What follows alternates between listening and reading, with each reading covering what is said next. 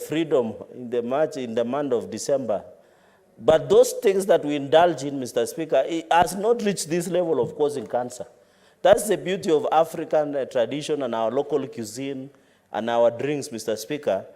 In fact, Mr. Speaker, some of these drinks do not kill the transformers. Because when you look at the infiltration of illicit brew, and I want to thank the Deputy President, His Excellency Gachagua, Mr. Speaker, because he has been the forefront of fighting illicit brew. And these are part of substance abuse, including the e-cigarette, the shisha, the normal cigarettes that people smoke, the bang, the substance abuse, Mr. Speaker. The effect that it has on human body cannot be equated, Mr. Speaker.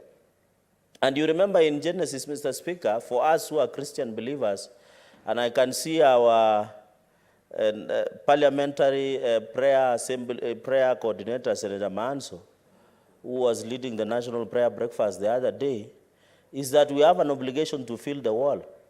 But some of these substances, after taking them, Mr. Speaker, as my sister alluded, the machines go silent at night when it is needed the most, Mr. Speaker, by the young people, which undermines the growth of our population in this country, Mr. Speaker. So it is something, a conversation we must have. It is a multifaceted conversation, Mr. Speaker.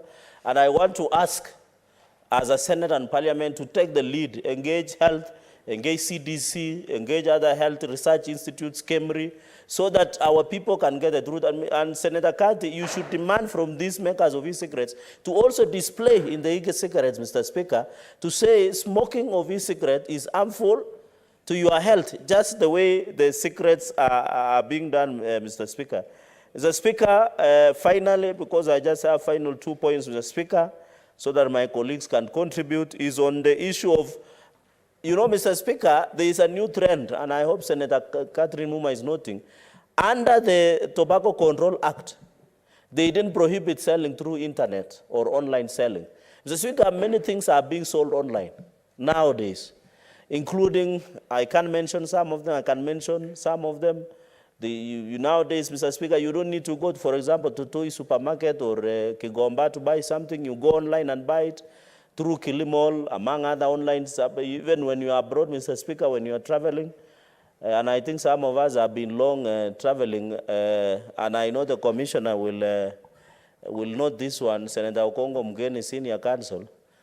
Mr. Speaker, the farthest some of us have traveled is my village in Mosoriat and back to Nairobi. So for some of us who have a privilege of traveling before, is you can sit in your hotel somewhere. I don't know whether Senator Wambua is also a victim of only traveling to Kitui and Nairobi.